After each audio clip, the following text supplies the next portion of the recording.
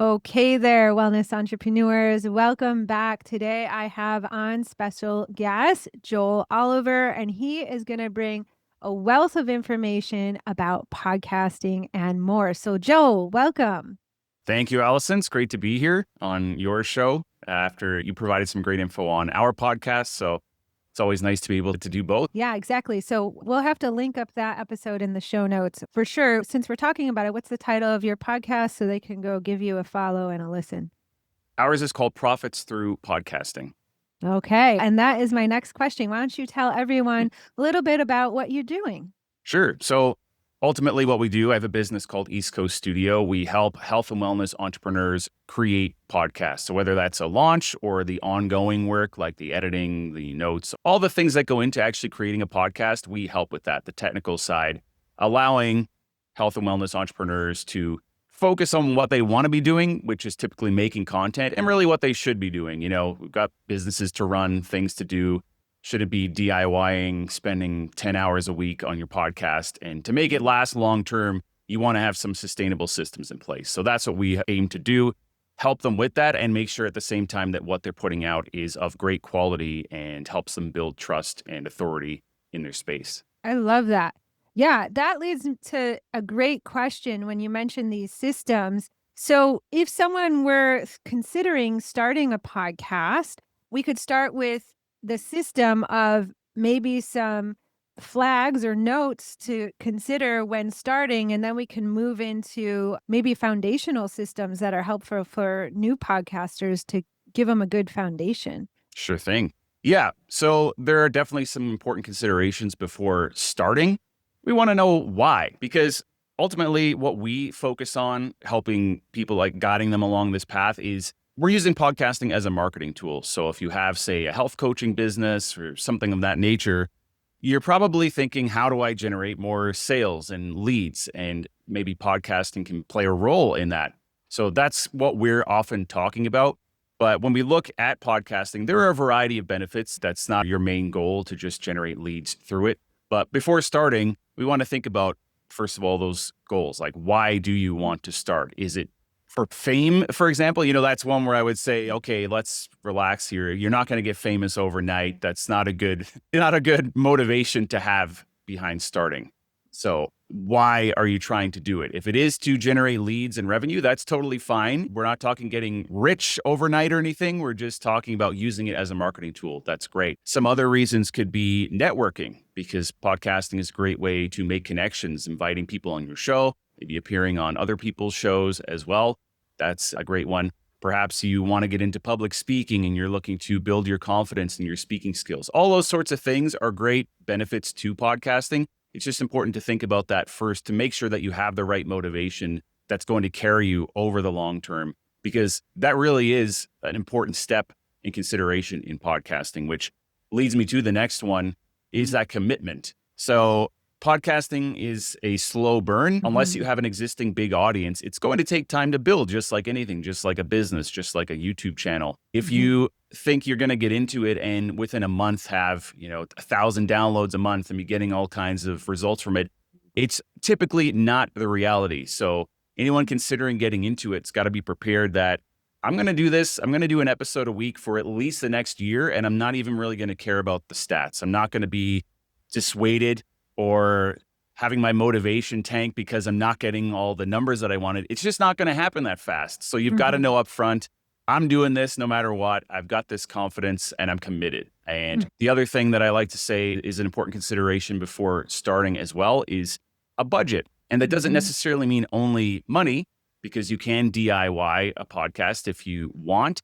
Not always the best idea, because you want to make sure what you're putting out is of sufficient quality. You don't want to be coming off as an amateur that's going to tarnish your brand. But whatever the case, if you are able to do it in a quality manner on your own or hire someone, that's just important to think about. And like I said, it's not just money, because if you do want to DIY the production on your own, how long is that going to take you? And do you have the time to do it at this point? And is it the biggest priority that you should be focusing on right now? If it's going to take 5 or 6 hours a week to create an episode, that could be perfectly fine. But just we want to consider, is there something else that you could be doing with that time at this stage in your business that would make Mhm. more sense to spend it on. So those are the big considerations I always like to address up front. Make sure that someone is on the right page and going to be happy with how things turn out if they launch a podcast. Otherwise, it can be kind of a waste of time to even start. If you're going to Yeah, lose that frustrating. motivation after a month, there's no Mhm. point. Yeah, I love this. I love that you mentioned the slow burn because I often get clients when they first come to me asking, I'm considering starting a podcast. And I say exactly what you say, like, okay, what's your intention? Are you really needing clients right now? Because this is not your quickest way to get clients. It's a nurture of Mm. your audience. And it does take time to build your audience and get clients from it, which I do get clients from my podcast and guests get clients from my podcast as well. But that took, I don't even know how long, but a while for me to do, especially because I had a changeover in my audience. And do you know how long it typically, if you had an estimate of if someone was hoping down the road to grow the audience and start to get clients from their podcast and more opportunities, how long does it typically take, or how many episodes till podcasts might start to see traction? It can vary, of course, and I've seen data, I've seen different numbers. It's hard to know exactly what to believe, but it's at minimum a year. I think it's always Mhm. slower than you expected, just Mhm. the way it is. But yeah, with that as well comes promoting the podcast. You don't just Mhm. start it and it just magically grows on its own. You've got to be Yeah. proactive about that and doing different things to actually grow it. But typically a year, you'll hear stories that are sooner, and it's not like you couldn't start it and get a client after a week. Mhm. But yeah, it's definitely takes time. Yeah. Yeah, so it's really important to know. We can move into maybe the systems you wanna have in place that could help the podcast get traction sooner rather than later. Marketing system would be one of those. What do you typically recommend to podcasters, like how to market it best, things to help get that podcast get traction? Sure. And there are so many ways that probably haven't even been thought of yet because the sky is the limit when it comes to creative ways to, say, promote and grow a podcast. Mhm. But one of my favorites is the whole repurposing of the content because you do a podcast episode, you're going to invest some time into it, whether it's solo or with a guest. You've got to prepare, you've got to actually record it. And I think it's great for busy entrepreneurs because you can then have this turn into a whole bunch of other things. And I'm sure we've all seen this on, say, social media, seen Mhm. clips of either a solo podcaster or an interview, short clips for Instagram, and they could go on TikTok if your audience is there, YouTube Shorts, Facebook. So repurposing is a great thing to set up because you don't have to do it all yourself either. If you just focus on doing that episode recording and you have a team or something like that set up, you can be getting those social media clips. I know you turn yours into blog posts, so you've got Mhm. that. You can do an email newsletter. You can Mhm. be putting it on LinkedIn. You can turn it into graphic posts. There are just so many ways that you can then take that content and turn it into other things, other formats. And that is ultimately what promotion ends up being is you got to be in these different places. And there are other things as well, like doing guest appearances on other podcasts. That's a big one. Definitely the repurposing is huge because, like I said, you can get all this extra leverage from a podcast episode. And if you set up your systems right and delegate properly, it doesn't take you any extra time at all. Someone Mhm. else does everything else. You just do the recording of the episode. Yep, my VA picks it up once I drop it in her folder. It's like magic. Love it. Hmm. I have a question regarding the marketing and social media because I'm in a lot of Instagram rooms. And a common topic that comes up, it used to be audiograms was this thing of marketing podcasts. And then people started realizing, these audiograms, myself included, aren't really getting any views as reels kind of came along. And even when I do like clips, if I were to clip a part like this, people are really trialing and erroring ways to get more views in terms of promoting the podcasting. Like, I see that some people, if they have more of a talking head, they've gone viral for talking heads or they've gone viral previously for interviews, and they have a higher likelihood of getting that podcast episode promotion clip, getting more reach. I do a lot of B-rolls in my content. So if I were to bring in a clip of this, like if my average views is anywhere from like 1,000 to 10,000, it usually will get like 200. So I end up sharing a lot of my podcast interviews in my stories where it's reaching my warmest audience and nurturing them. And I do get clicks and people listen from there. But maybe you have some better insight and ideas in terms of like social media and getting that reach. Yes. Well, an important thing that I like to always bring up here is to consider podcasting as one element of an entire marketing plan. Unless you're a really big entertainment style podcast or something, of course they can happen. They can be health related, but in a lot of cases, it's not going to be sufficient to just have a podcast unless you really are going all out and saying, this is what I'm doing. It is a podcast. I'm going to create a business out of this podcast.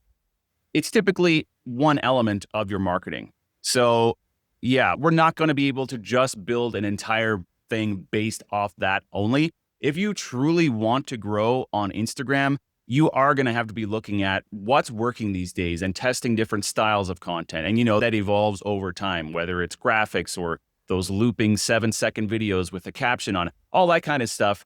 That's kind of separate from podcasting. The way I see the podcast working is it gives you extra content, right? So stuff that you really didn't have to put much effort into, aside from making the episode. Now you've got additional stuff that your team can build off of, and they can even pull from that to create those different formats and test different things on Instagram. So it doesn't have to be just that videogram type stuff. You can do with that as you wish. But yeah, if you really want to make a big impact on Instagram, it's going to be beyond just the podcast itself. Certainly a contributor, to say the least. So there's that. And another thing too is I see this with our podcast a lot, because just in our niche, we do a podcast for health and wellness entrepreneurs who have podcasts.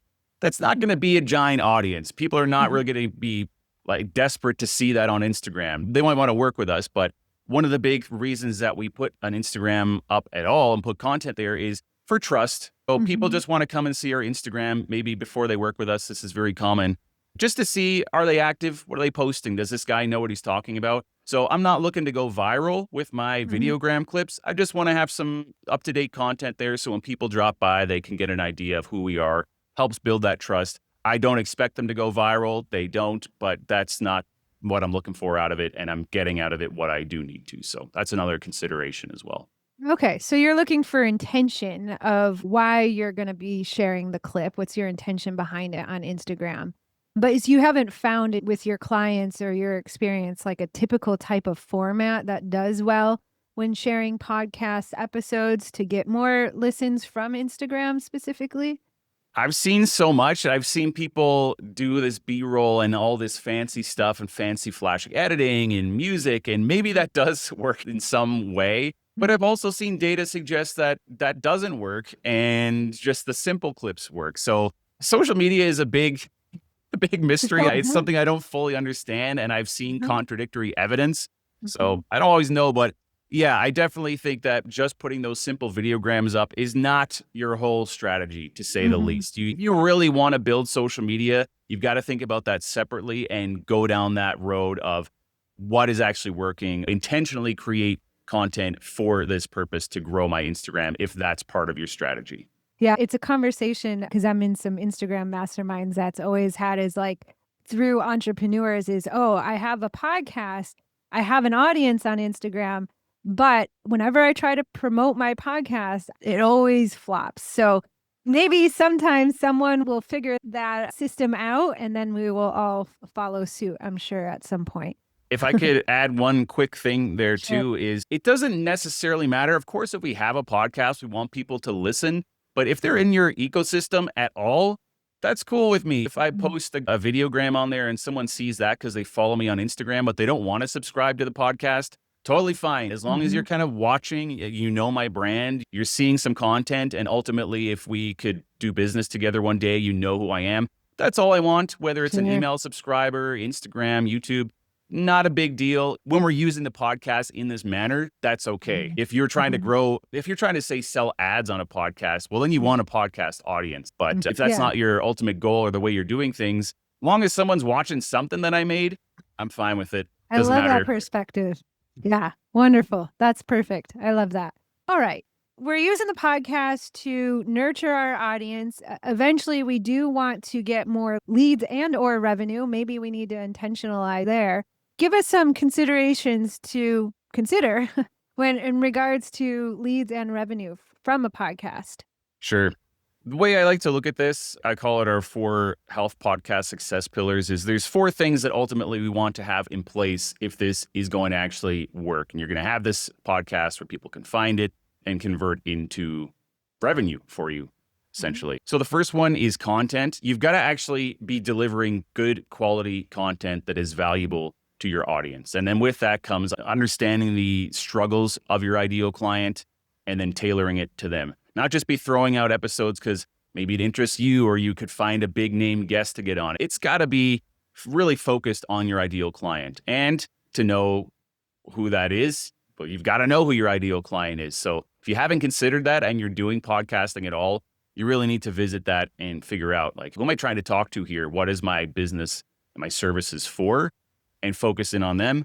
And make sure you're doing some solo episodes as well. Don't only do interviews in this case, because we want to demonstrate authority to these people so they know Mhm. that you are the expert and not only the guest. And then, yeah, making sure overall that your presentation is good and you're coming off as a pro and not an amateur, because you can easily tarnish your brand just as easily as you can build up your brand. Right. So that's the content aspect. Next is an audience, as we're talking about here. We want an audience to sell to. This doesn't need to be a giant audience. So don't think that you need 10,000 downloads a month to make this work. But we've got to actually have listeners there. And we talked about the promotion side of things already. So we want to be actively trying to grow the show so there's an engaged audience there. And that could be doing guest appearances on other stuff. It could be, like we talked about, organic social media content. You could be doing paid ads and engaging with your audience as well. So on your Instagram, respond to comments, LinkedIn, wherever you're active, make sure you're actually fostering that relationship with them.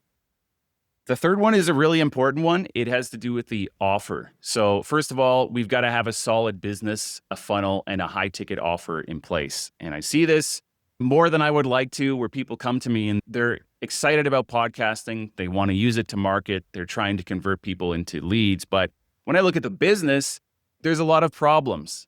It's just their whole website, as an example, is just not a website you'd buy from. It's just not, there's no trust, or they're selling a very small ticket product, things like that. So I don't need to get into too much detail on that, but essentially you've got to have a solid business there. I can listen to the many episodes here. Exactly. Yes. You know all about this. So that's what you're for. And I've directed people, like, you got to go work with a business coach first to figure this out, because there's no amount of marketing that's going to help if you can't convert clients in the first Yeah. place. So I've had that conversation with people many times. And our preferred way, I'm not too sure if you recommend this as well, but it's a high ticket offer, because you only need a small number of clients and to generate a lot more revenue than if you're trying to do a podcast and your only thing generating sales is a Or a $7 ebook. $7 membership. Yeah, I mean, it's not possible, right? Or it's Yeah. at least extremely more difficult, to Yeah. say the least. Well, So unless you have an audience of like 100,000 or more on Instagram, but even then, it's a lot of marketing. yes, exactly. That's a huge part of it. And then finally is that commitment, which I touched on previously as well, is just understanding that this takes time. So once you've got everything in place and you're sure that what you're doing, as sure as you can be, that what you've got set up is good, it's going to take time. You want to stick to a predictable release schedule with the podcast. So it's not one episode in a month here and then 10 episodes next month and then going on vacation for 6 months. That stuff doesn't work. You've got to be consistent with it to build it up over time. And with that comes those systems that we talked about and ensuring that it's sustainable. You're not down to the wire, panicking every week, stressed out to get an episode out. You want to have it nice and repeatable. Queue up your episodes, make it as easy as it can be. Do all these things over time, and that's ultimately where you will see those results. Okay, lovely. So, for most health and wellness entrepreneurs that you work with, they're generating revenue from their podcast from clients, from high ticket offers. Correct. Some are doing some different things as well. In some cases, they have, say, their own line of products that could be creams or supplements Mhm. or something like that they're selling. But not only that, there could be affiliate programs as well, sponsorships. So they're getting money Mhm. through affiliate sales or ads on top Mhm. of their existing sales. Now, I have mixed feelings on these things. Mhm. If we want to have your own business that you're promoting and then bringing other Mhm. things into the mix, but that can work well. And I see it particularly in health and wellness, because it often supplements or complements what you're already talking about. Oh, You know, there if you you're go. Hmm. yeah, if you're giving people advice on hormones, for example, and there's a great supplement that you personally use and find works really well, well, it only makes sense to be generating some affiliate revenue from that if you legitimately want to recommend it. And it's not really clashing with your business. You can still help them at the Hmm. same time. The trouble we want to avoid is just getting into having advertising for the sake of it that brings in very little revenue and then just gets in the way of advertising your own product, which could have made you a Yeah. lot more money. Yeah, 100%. What's an audience size? I love that example that you use. Like someone that has a complementary supplement, for example. What's the audience size that they're really looking to hit to go maybe pitch to get some ads? This can vary. What I've seen, and some people in my circle who do this, like I know some agencies that work with podcasters as a liaison between them and sponsors. Typically, 10,000 downloads per episode is what they Mm, want to see. Now, this is not to say that you can't do it otherwise. If you have a good relationship or you approach another sponsor directly, it's totally possible that they will work with you. But when we look at this situation, like working with an agency, they want to see some higher numbers because for them to go out and do all this for you, of course, they're going to take a cut. And if it's mm, too small of an audience, there's just no money for anyone. There's no mhm. incentive. Yeah.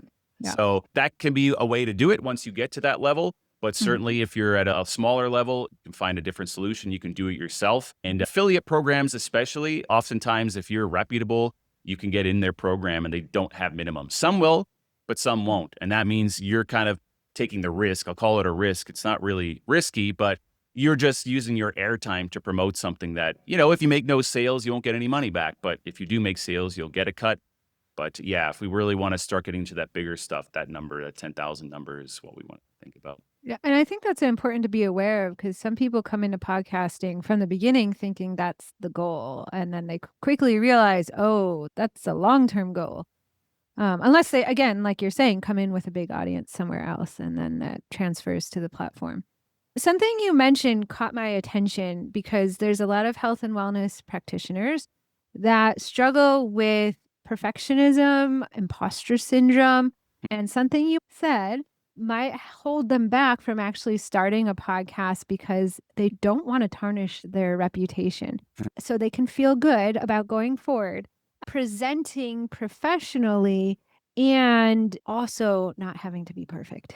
Yes, that's a great question, especially in this space where like we're saying, the trust is so important. Of course, I know I'm biased, but I always recommend just working with a pro because there's always that whole concept of you don't know what you don't know. So I've Mhm. seen people over the years just get on YouTube, watch a couple of tutorials, figure out how to record, and then do it and put out an episode. And sure, they did it. It is Mhm. an episode, but there are a lot of things you don't know that can tarnish the recording Like that you what? put out.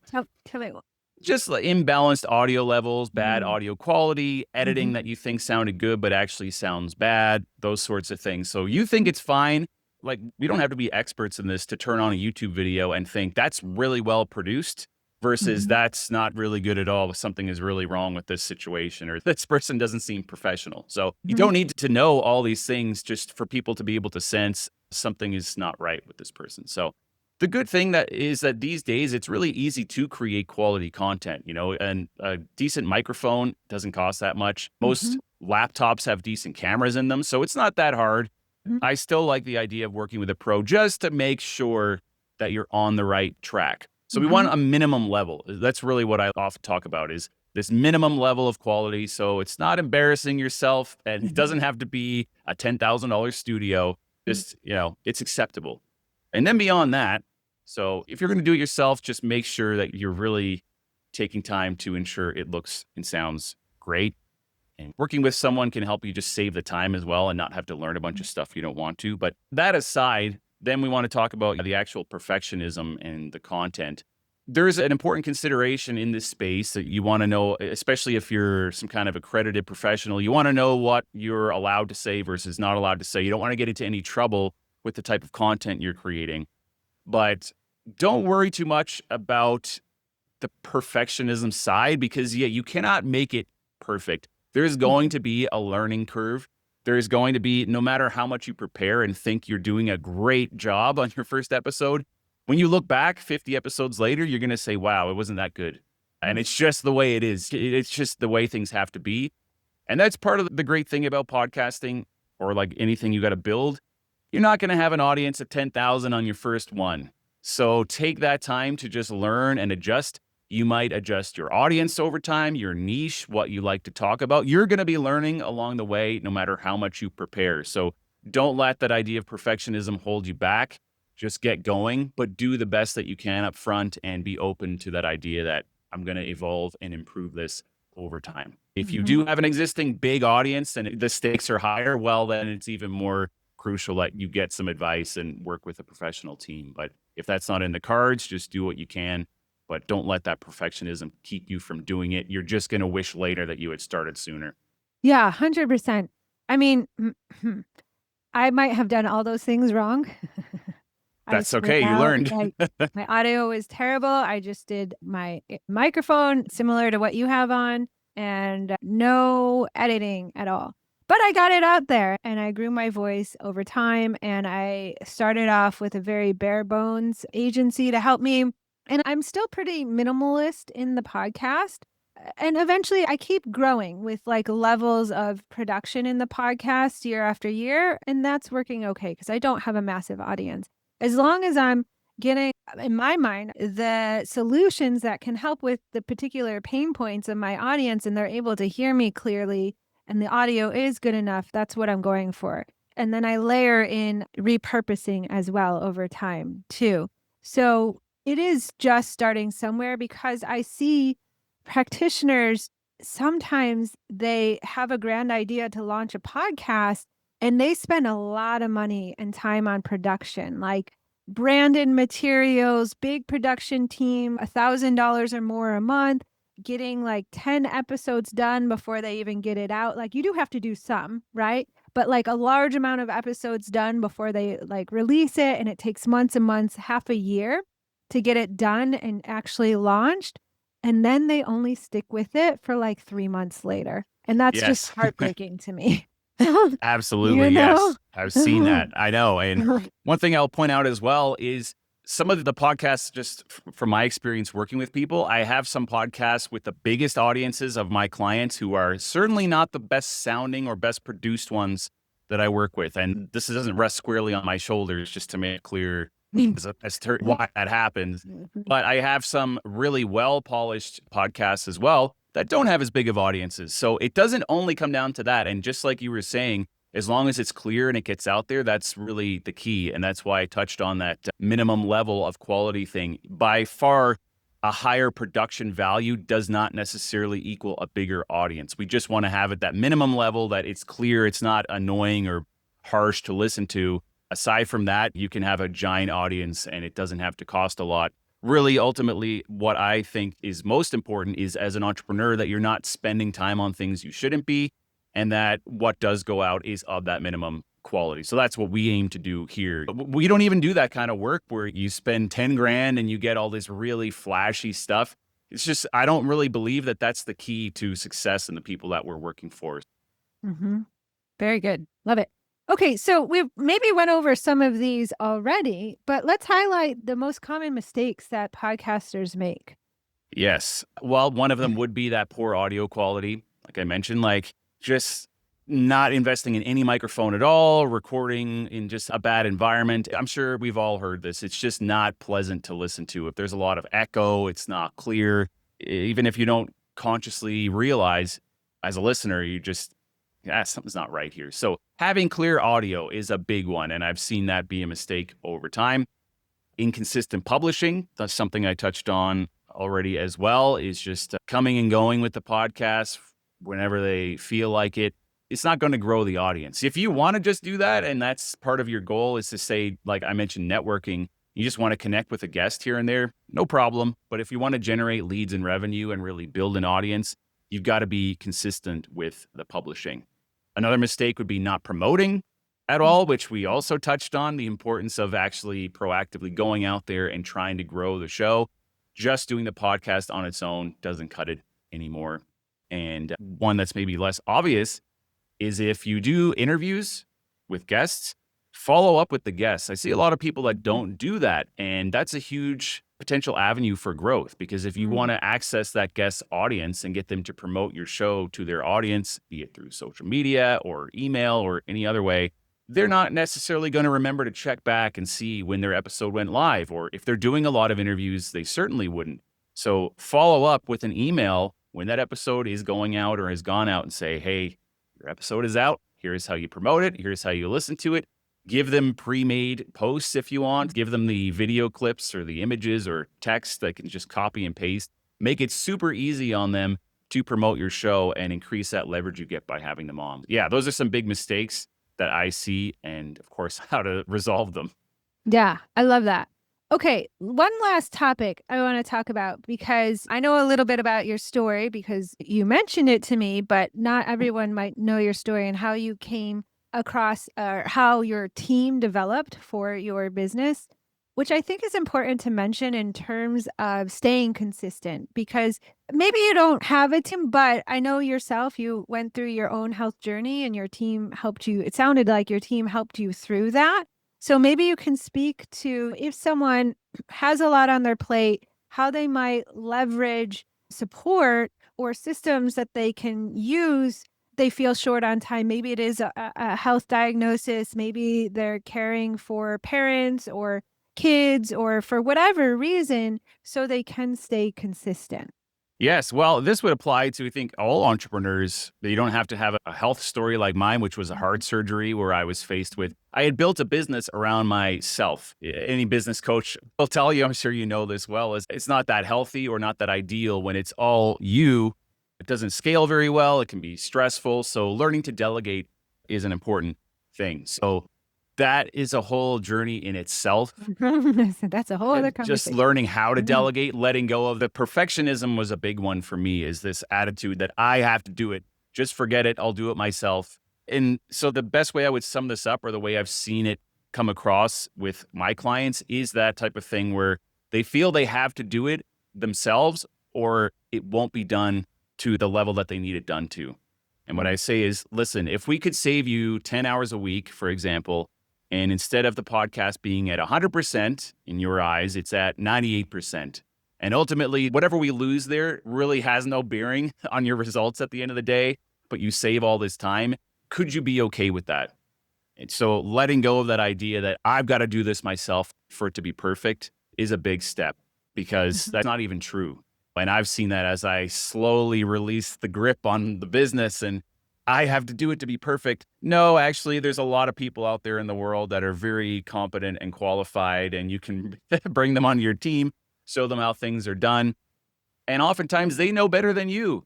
So if Mm. you feel Mhm. you have to do something, maybe it's social media, for example, you may not even know it as good as someone else out there. I mean, I'm almost certain of that. So you can benefit a lot from getting assistance and just realizing that that's the key. It doesn't all have to be done by you. Of course, if you're starting out a business, we're Mhm. typically going to have more time than money in those situations. And that's something you have to deal with. Yes. But as you grow, that's a good mindset to adopt, is just, who can I delegate this to? What is the priority thing on my plate that I would like to delegate? And then slowly doing that. Now, some people are great at delegation. I wasn't one of them. I had to learn that, but at least being mindful of it and mindful when you're doing too much on your own and it's Mhm. time for a change. And it's knowing that what you might delegate is not all the tasks that you hate, like social media. Right. Sometimes there's a time to delegate social media when you know how to grow your audience and the message that they want to hear and the type of content that they want to receive. Then, yeah, then maybe it is a time to delegate social media or writing emails. But if it's how you're growing your audience and getting your revenue, even though you really dislike it, those might be the last things to hand off because that's what is keeping your business afloat. So, in terms of hiring out and delegating, it's also looking at sometimes the ego and the willingness to stay in some discomfort to get done what needs to done in the most effective way sometimes. Absolutely. Yes. There's some things I like to understand. I see this a lot with entrepreneurs as well. They just want to know how it works. I can develop a system or I can then hand it off, but I don't want to be left where this person leaves and I don't know what's going on with something, or they set a whole thing up that I don't even know how to log into it. Like, I want to Mhm. know that But there are some things then, like accounting, I want nothing to do with. Just don't even talk to me about it. Take my money and leave me alone, you know? So there's things like that as well. But Mhm. otherwise, typically, I do at least want to understand somewhat Yeah. before I hand it off. Yeah, me too. I always wanna understand, so I know if someone does leave, like, what is the system and who am I looking for to replace that well? Absolutely. Yeah, cool. All right. Well, lots of golden nuggets here throughout this podcast. Any parting words of wisdom that you wanna share with everyone? Yeah, I think something that's been on my mind recently, so I can pull from that is as an entrepreneur, be open to hard work, especially early on, but realize that that alone isn't the key to success. Cause that's what I was under the impression of for many years, that just working hard was all I needed to do. But it's the right effort and not just effort. And Mhm. certainly just working hard isn't the answer, because you can find yourself then after 5 years, I've been working hard this whole time, but I'm stuck and nothing has really changed because I've been doing these superficial things that are not actually going to lead to growth. So, getting Mhm. clear on what you should be doing, getting help when needed, or delegating so that you are not spending your hours just feeling busy and not actually moving towards what your goals are is big. So, just the fact that you're doing hard work every day or working long hours is going to lead you to a very wrong place. Yeah, AKA sometimes burnout. Yes, exactly, and you didn't get what you wanted from it, you know? I'm all for hard work if it actually achieves what you want, but if you're doing the wrong things or just, like I said, superficial work, then you're gonna be wasting all that time on nothing. So, understand where you need to go and use your time wisely. Get advice, get mentorship, get coaching from someone like yourself, and make sure that you're spending your time and you're putting your effort into the right things. It doesn't need to look like 12 hours a day and being burned out by any means to get the results that you want. Yeah, awesome. Love it. Well, let the audience know where they can find you, especially if they're interested in your podcasting advice and help. Give them all the details. Sure. Well, everything that we have is at eastcoaststudio.com. I think that's the best place to head to first, whether it's LinkedIn you want to connect on, Instagram. We've got some free resources on there as well. The podcast, everything is at eastcoaststudio.com. So that's where you can check us out. And I'm always happy to chat. Very good. Well, thank you so much for your time. Thank you, Allison. I appreciate the opportunity.